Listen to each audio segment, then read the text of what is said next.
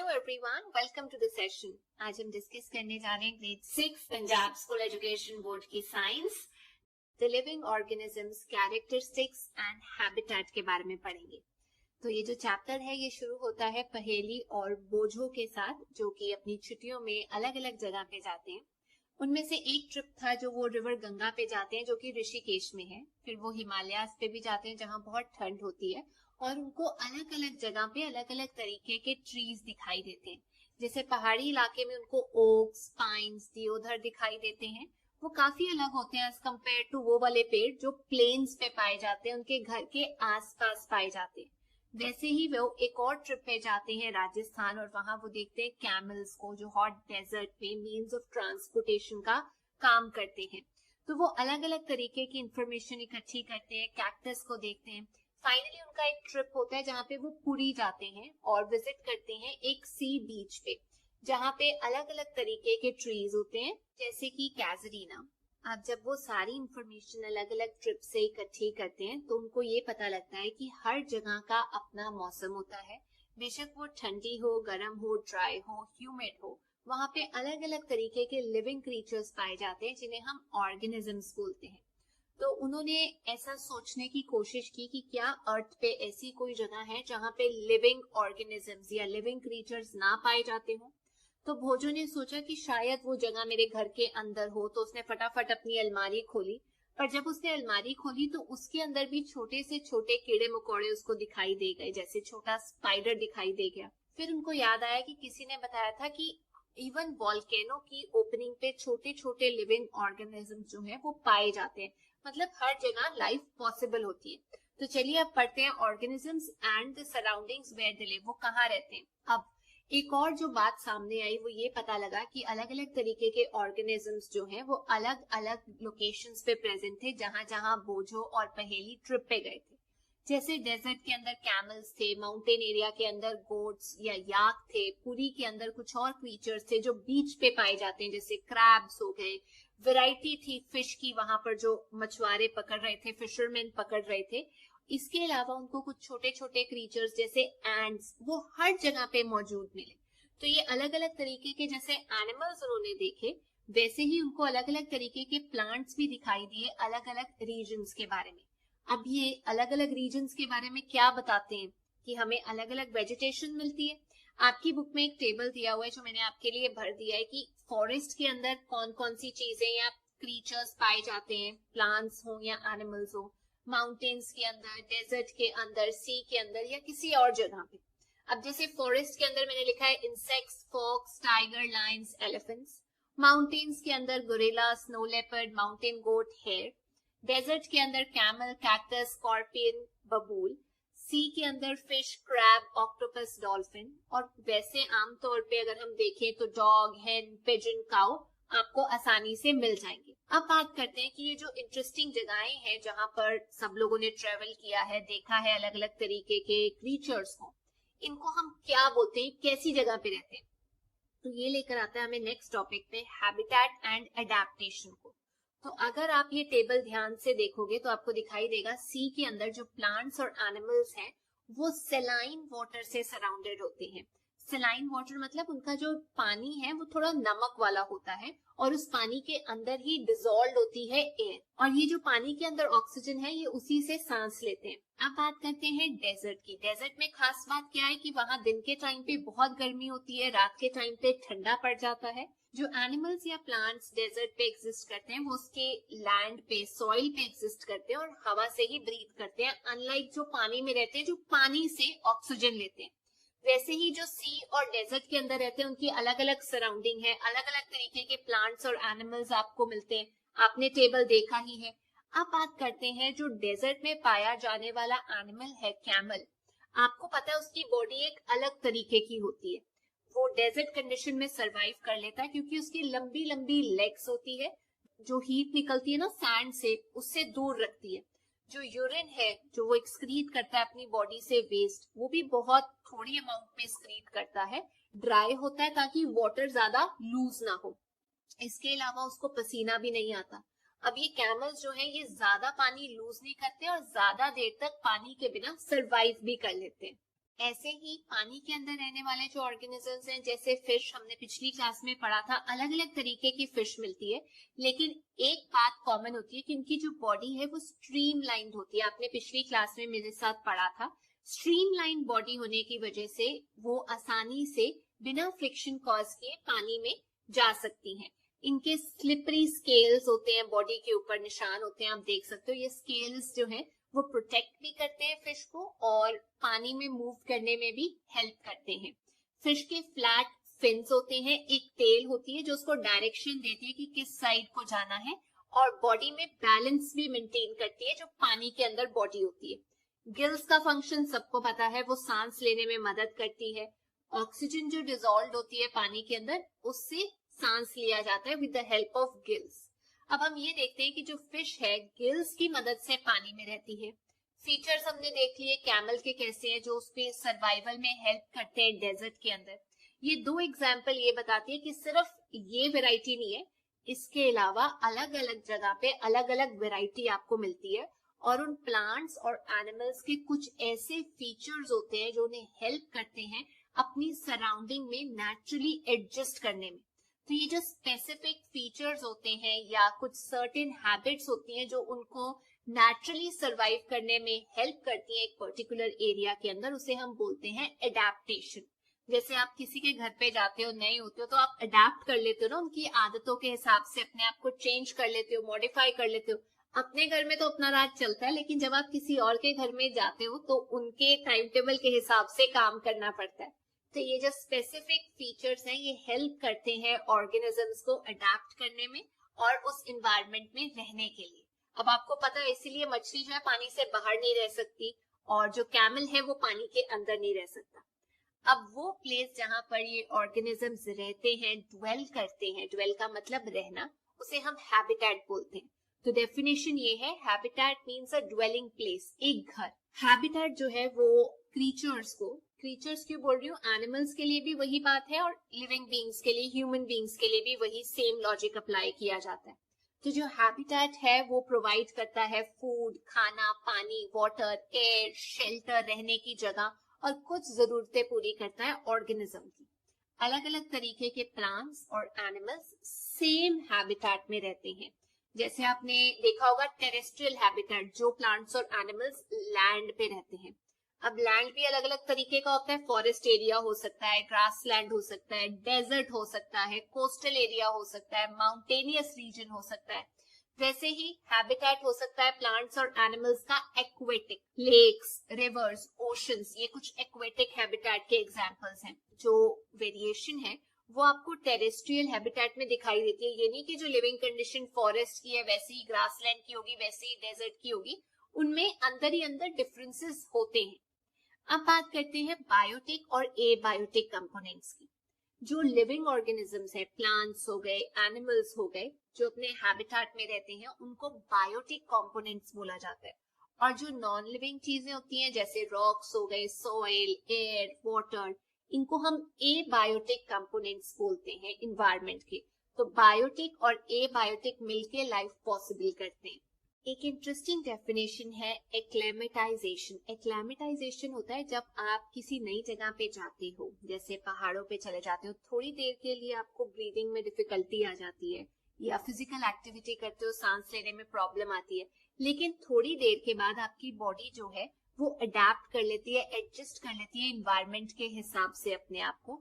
तो इसे हम बोलते हैं क्लाइमेटाइजेशन, जिसमें इंसान की बॉडी जो है वो अडेप्ट कर लेती है, और ये थाउजेंड्स ऑफ सालों से ऐसे ही चलता आ रहा है। अब बुक में एक एक्टिविटी दी हुई है, आप मूंग दाल या चना दाल ले लो। आपने घर पे उनको डेफिनेटली जर्मिनेट किया होगा, पानी में सोक किया होगा, जिससे वो स्प्राउट करती है, वो उग जाती है।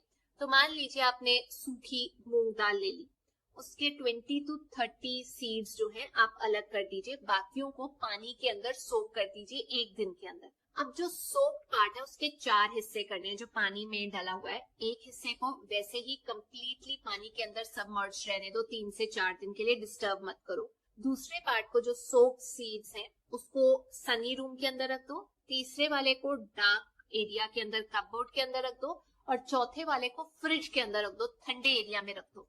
आए दिन उसको रिंस करके, साफ करके, पानी चेंज करते रहो इनका। अब कुछ दिन के बाद आप देखोगे कि ये जो 5 कंडीशंस थी इनमें यूनिफॉर्म जर्मिनेशन नहीं हुई, किसी में स्लो हुई, किसी में हुई नहीं, किसी के अंदर बहुत ही कम हुई। तो हम ये कह सकते हैं कि जो एबायोटिक फैक्टर्स हैं, एयर, वाटर, लाइट, हीट, ये बहुत इंपॉर्टेंट होते हैं ग्रोथ के लिए। अगर लाइट नहीं है तो ग्रोथ प्रॉपर नहीं हो पाएगी, हीट नहीं है तो प्रॉपर नहीं हो पाएगी, ज्यादा पानी है तो प्रॉपर नहीं हो पाएगी। तो इनका सही मात्रा में होना, प्रोपोर्शन में होना बहुत जरूरी है सब लिविंग ऑर्गेनिजम्स के लिए। कई बार ऐसा होता है जब ये नहीं पाए जाते तो जो स्पीशीज है वो एक्सटिंक्ट हो जाती हैं, बिल्कुल खत्म हो जाती हैं। अदरवाइज स्पीशीज अपने आप को एडजस्ट कर लेती है। अब ये जो एडेप्टेशंस हैं जिसमें आप चेंज करते हो, अपने आप को एडजस्ट करते हो अपनी सराउंडिंग के हिसाब से, ये शॉर्ट टाइम के लिए नहीं होता, क्योंकि जो एबायोटिक फैक्टर्स हैं किसी एरिया के वो भी स्लोली स्लोली चेंज करते हैं और जो ऑर्गेनिजम्स हैं वो उस हिसाब से अपने आप को अडेप्ट करते रहते हैं। जो अडेप्ट कर लेते हैं वो सरवाइव कर जाते हैं, जो अडेप्ट नहीं कर पाते वो मर जाते हैं। तो हम ये कह सकते हैं ऑर्गेनिजम्स को अडेप्ट करना पड़ता है अलग अलग एबायोटिक फैक्टर्स के हिसाब से, इसी वजह से उनकी लाइफ पॉसिबल हो पाती है। अब बात करते हैं a journey through different habitats. जानवर, प्लांट्स अलग अलग जगह पे रहते हैं, उनके अलग अलग हैबिटेट्स होते हैं, उसके बारे में हम डिस्कशन करेंगे। सबसे पहले हम बात करने वाले हैं सम टेरेस्ट्रियल हैबिटेट्स के बारे में, जो लैंड पे होते हैं, जैसे डेजर्ट। अभी हमने पढ़ा था कैमल के बारे में। उसके अलावा डेजर्ट में पाए जाते हैं रैट्स, स्नेक्स, पर इनकी तो लंबी टांगे होती नहीं जैसे कैमल की होती है। तो फिर ये कैसे एग्जिस्ट करते हैं? दिन के टाइम में ये धरती के नीचे बरोज में, मतलब छोटे छोटे होल्स बना के नीचे रहते हैं धरती के, और रात के टाइम पे जब ठंडा हो जाता है तब ये बाहर निकल कर आ जाते हैं। वैसे ही आपको एक एक्टिविटी दी है करने के लिए कि आप पॉलिथीन बैग लो, एक कैक्टस के प्लांट को ऐसे करके ढक दो पॉलिथीन के साथ, और एक नॉर्मल प्लांट का एक हिस्सा पॉलिथीन के साथ ढक दो। कुछ दिन के बाद आप देखोगे जो कैक्टस का प्लांट है उसके अंदर वाले हिस्से पे पॉलिथीन के बहुत कम पानी इकट्ठा हुआ होगा, लेकिन जो नॉर्मल प्लांट है उसमें बहुत ज्यादा पानी इकट्ठा हुआ होगा। कहने का मतलब ये, जो नॉर्मल प्लांट्स हैं वो बाहर पानी छोड़ते हैं, लेकिन जो कैक्टस है उसकी जो लीव्स हैं वो तो होती नहीं, स्टेम जो है उसके ऊपर थॉर्न्स होते हैं और वो वैक्सी एक कोटिंग होती है, इसकी वजह से पानी वो लूज ना करें ज्यादा और सरवाइव कर जाए। जो पानी लूज किया जाता है लीव्स के द्वारा उसे हम बोलते हैं ट्रांसपिरेशन। कैक्टस के अंदर ऐसा देखने को नहीं मिलता। ये फोटोसिंथेसिस जो होती है जनरली प्लांट्स की लीव्स में होती है, कैक्टस के केस में वो स्टेम्स के अंदर होती है। आप देख सकते हैं इमेज के अंदर ये जो चीज आपको दिखाई दे रही है ये स्टेम्स हैं जिनके ऊपर मोटी वैक्स की लेयर पड़ी होती है ताकि पानी जो है वो बाहर ना निकले। और जो डेजर्ट के प्लांट्स हैं उनकी जो रूट्स होती है वो बहुत डीप होती है ताकि नीचे तक जाके वो पानी एब्जॉर्ब कर सके। अब बात करते हैं माउंटेन रीजन के बारे में। अब जो हैबिटेट है माउंटेन रीजन का, ठंडा भी होता है, विंडी भी होता है, कुछ एरियाज में स्नोफॉल भी होती है, और इसमें अलग अलग तरीके के प्लांट्स और एनिमल्स आपको देखने को मिलते हैं। मान लीजिए आप कभी माउंटेनियस रीजन पे गए हैं तो आपने देखा होगा कि वहां के जो ट्रीज हैं वो ऐसे करके होते हैं, कोनिकल शेप में, स्लोपिंग ब्रांचेस होती है उनकी, ताकि अगर उनके ऊपर स्नो पड़े तो वो नीचे की तरफ को चली जाए। नीडल लाइक ना उनकी लीव्स होती है, पतली पतली लीव्स होती है, बारिश हो, स्नोफॉल हो, आसानी से नीचे गिर जाए। अब जो ट्रीज हैं उनकी भी अलग अलग वैरायटी देखने को मिलती है। जैसे जैसे आप माउंटेनियस रीजन में ऊपर की तरफ को जाते हो वो अपने आप को अडेप्ट कर लेते हैं। वैसे ही एनिमल्स जो है वो अपने आप को अडेप्ट करते हैं, क्योंकि उनकी स्किन के ऊपर एक मोटी चमड़ी होती है, या तो उनकी स्किन ही मोटी होती है, उसके ऊपर फर होती है जो उनको ठंड से बचाती है। जैसे आप देख सकते हैं याक के लंबे लंबे बाल होते हैं जो उसको वार्मथ देते हैं। जो स्नो लेपर्ड होता है उसके ऊपर थिक फर होती है उसकी बॉडी के ऊपर, और उसकी फीट और टोज के ऊपर भी मोटी फर होती है जो उसके फीट को प्रोटेक्ट करता है कोल्ड से जब वो स्नो पे वॉक करता है। जो माउंटेन गोट होती है उसके स्ट्रॉन्ग हूव्स होते हैं ऐसे करके, ताकि वो रॉकी स्लोप्स के ऊपर ऐसे करके चढ़ के घास खा सके। तो मैंने आपको पहले ही बता दिया माउंटेन रीजन्स में जैसे जैसे आप चेंज करते हो अपनी लोकेशन, ऊपर जाते हो, अलग अलग तरीके की वेजिटेशन मिलती है। अब बात करते हैं ग्रासलैंड की, जहां घास होता है। आपको ग्रासलैंड के अंदर या फॉरेस्ट के अंदर लायन जो है आसानी से मिल जाएगा, जिसको बोला जाता है स्ट्रॉन्गेस्ट एनिमल, जो ज्यादातर हंट करता है दूसरे एनिमल्स को, वो कार्निवोर्स होता है, जैसे डियर का एग्जांपल ले लो। अब ये जो लायन है ये लाइट ब्राउन कलर का होता है, इसकी आंखें बिल्कुल सामने होती है टारगेट पे, और अगर ये चाहे तो अपने आप को घास के पीछे छुपा भी सकता है क्योंकि सेम कलर होता है। अब लायन के ना लंबे लंबे क्लॉज होते हैं फ्रंट लेग्स के अंदर, जो अंदर की तरफ को चले जाते हैं टोज के, और जब ये झपट्टा मारता है अपने प्रे के ऊपर, जिसे हम बोलते हैं जिस एनिमल को वो खाना चाहता है, तो फ्रंट पे आइज होने का फोकस ये है कि एग्जैक्ट लोकेशन उसे पता चल जाती है प्रे की, और उसके बाद प्रे नहीं बचता। अगर हम प्रे की बात करें, जो कि इस केस में डियर था, वो आपको फॉरेस्ट में भी मिल जाएगा, ग्रासलैंड में भी मिल जाएगा। स्ट्रॉन्ग टीथ होते हैं डियर के। क्यों होते हैं स्ट्रॉन्ग? क्योंकि उसको हार्ड ग्रास की जो स्टेम है वो चबाने में आसानी हो, जो फॉरेस्ट में मिलती है। अब जो डियर है उसकी आंखें ना सीधी नहीं होती, थोड़ा एंगल पे होती है, ताकि वो सारी डायरेक्शंस में देख सके कि मेरा जो शिकार करने वाला है वो कहाँ पे है। उसे पता होने चाहिए प्रेजेंस ऑफ प्रीडेटर। प्रीडेटर वो होता है एनिमल जो उसे खाने वाला है, उस पर अटैक करने वाला है। एक तो लंबे लंबे कान होते हैं जो उसे बता देते हैं कि भाई वो आ रहा है, उसकी आवाज आ रही है, भाग ले यहाँ से। और एक उसकी आंखें ऐसी होती हैं साइड्स पे, जो चारों डायरेक्शंस में डेंजर को माप लेती है। जो डियर है वो बहुत स्पीड से दौड़ता है जब प्रेडेटर उस पे अटैक करता है। तो ये कुछ फीचर्स थे एनिमल्स के, जैसे डियर हो गया, लायन हो गया, जो अपने आप को अडेप्ट कर लेते हैं ताकि ऐसे इन्वायरमेंट में सरवाइव कर सके। वैसे ही एक्वेटिक हैबिटेट्स की अगर हम बात करें तो उसमें आ जाते हैं ओशंस, बड़े बड़े समुद्र, जिसमें एनिमल्स मिल जाते हैं, स्ट्रीम लाइन बॉडी वाली फिश मिल जाती है, स्क्विड्स मिल जाते हैं, ऑक्टोपस मिल जाते हैं। पर ये जो एनिमल्स हैं इनकी ऐसी स्ट्रीम लाइन बॉडी नहीं ना होती, तो ये पानी के निचले हिस्से में रहते हैं, और वहीं से अगर कोई पास में क्रीचर आ रहा होता है उसी पे अटैक करके खा लेते हैं। इन एनिमल्स के भी गिल्स होते हैं और ये डिसॉल्व्ड ऑक्सीजन ले लेते हैं पानी के अंदर से और सरवाइव करते हैं। लेकिन इंटरेस्टिंग फैक्ट ये है कि जो डॉल्फिन्स हैं, जो वेल्स हैं, उनके गिल्स नहीं होते, याद रखना। वो अपने नॉस्ट्रिल्स या ब्लो होल से सांस लेती हैं बार बार सरफेस पे आके। ऐसा नहीं है हर मिनट आती है, ज्यादा देर तक सरवाइव कर सकती हैं एक बार सांस लेके, लेकिन आप ये कह सकते हो उनको सांस लेने के लिए हवा से सांस लेना पड़ता है और सरफेस पे आना पड़ता है। अगर हम बात करें पॉन्ड्स की और लेक्स की, तो आपने वहां पर अलग अलग तरीके के प्लांट्स देखे होंगे। इनकी जो रूट्स होती हैं, लीव्स होती हैं, वो भी अलग टाइप की होती है। अब कुछ प्लांट्स ऐसे होते हैं जिनकी जो रूट्स हैं वो बिल्कुल नीचे, जो पानी के नीचे सॉइल होती है ना, उसके अंदर फिक्स्ड होती है, और एक लंबी सी पतली सी स्टेम निकल रही होती है। जो टेरेस्ट्रियल लैंड पे जो प्लांट्स होते हैं उनकी जो रूट्स हैं वो बेसिकली न्यूट्रिशन लेती हैं, पानी लेती हैं सॉइल से। लेकिन ये जो एक्वेटिक प्लांट्स हैं इनकी जो रूट्स हैं उनका साइज छोटा होता है, और उनका मेन काम ये होता है कि जो प्लांट है वो अपनी पोजीशन पे फंसा रहे, इंटैक्ट रहे। इवन जो एक्वेटिक प्लांट्स हैं वो कुछ तो पानी के बिल्कुल नीचे सबमर्ज होते हैं, ऊपर सिर्फ आपको फूल या सरफेस पे थोड़ी पत्तियां दिखाई देती हैं।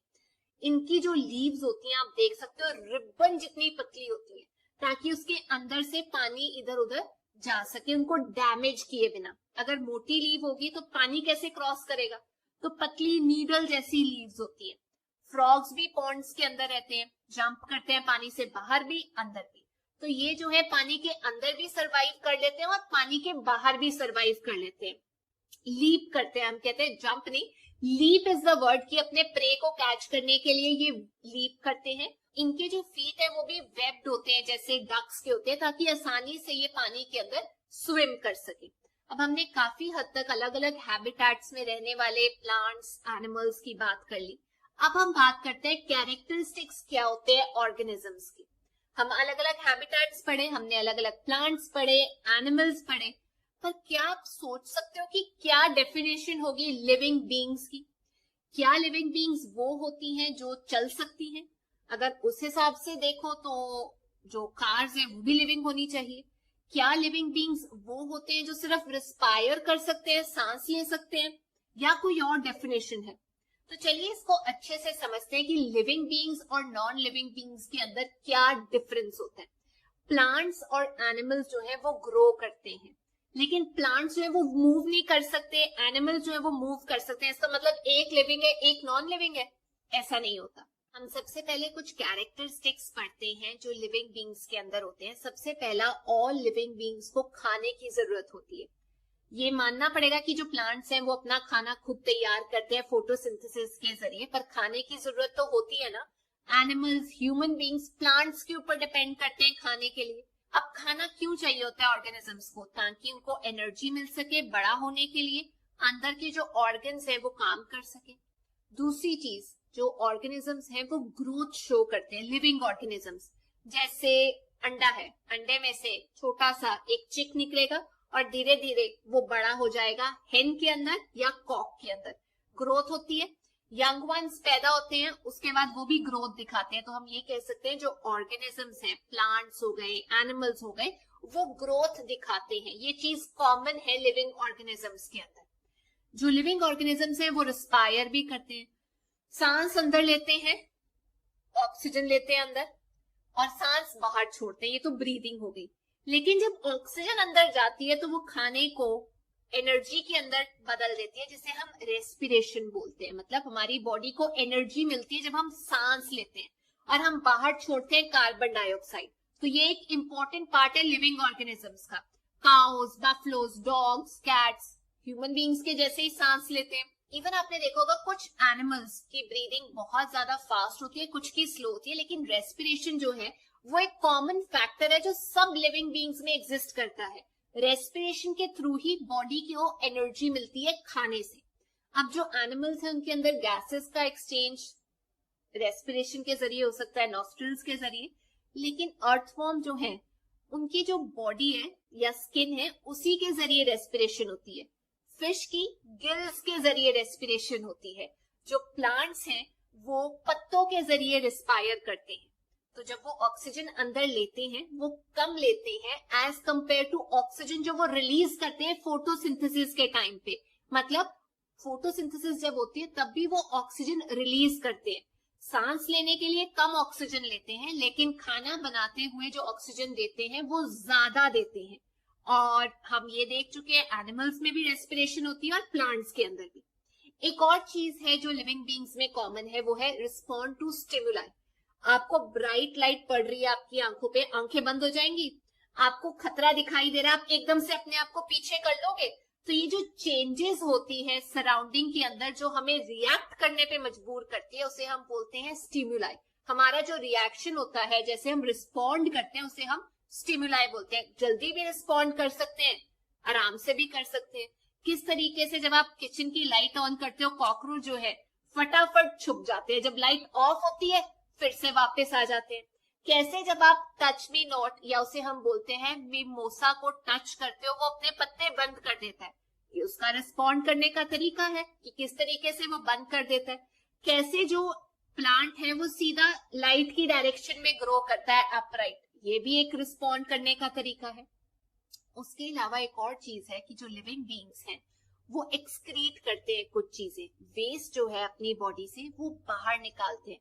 हो सकता है वो वेस्ट को पसीने के जरिए से बाहर निकाले या कुछ लिक्विड्स की फॉर्म में या यूरिन की फॉर्म में एक्सक्रीट करें। प्लांट्स जो हैं वो भी एक्सक्रीट कर देते हैं वेस्ट प्रोडक्ट्स को, और उनके जो स्क्रीशंस हैं वो थोड़ा लिक्विड फॉर्म में हो सकते हैं। आपने देखा होगा जो एनिमल्स हैं, बर्ड्स हैं, वो रिप्रोड्यूस करते हैं, अंडे देते हैं घोंसले के अंदर। तो मतलब एक और कॉमन फीचर है कि जो एनिमल्स हैं अपने जैसे और एनिमल्स लाने के लिए रिप्रोड्यूस करते हैं। तो रिप्रोडक्शन जो है वो एक कॉमन फीचर है ऑर्गेनिजम्स के अंदर, लिविंग क्रीचर्स के अंदर। अपनी जो जाति है उसे चलता रखने के लिए रिप्रोड्यूस किया जाता है। कुछ अंडे पैदा करते हैं, कुछ सीधा अपने जैसों को जन्म देते हैं जैसे ह्यूमन बींग्स, और जो प्लांट्स हैं वो सीड्स के जरिए भी बड़े हो जाते हैं, रिप्रोड्यूस कर लेते हैं। या कुछ स्टेम अगर लगा दो रोज की तो भी वो रिप्रोड्यूस करते हैं, जर्मिनेशन के जरिए भी रिप्रोड्यूस करते हैं। मतलब अपने जैसा एक और पैदा कर देते हैं। ये एक और फीचर है लिविंग ऑर्गेनिजम्स का।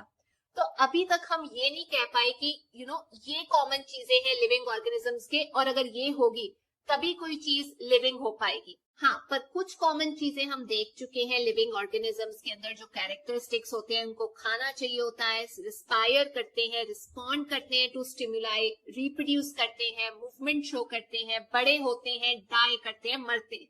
लेकिन इनमें से कुछ कैरेक्टरिस्टिक्स नॉन लिविंग ऑर्गेनिजम्स के भी तो हो सकते हैं, जैसे कार है, बाइसिकल है, वो मूव कर कैरेक्टरिस्टिक्स है तो वो भी लिविंग है।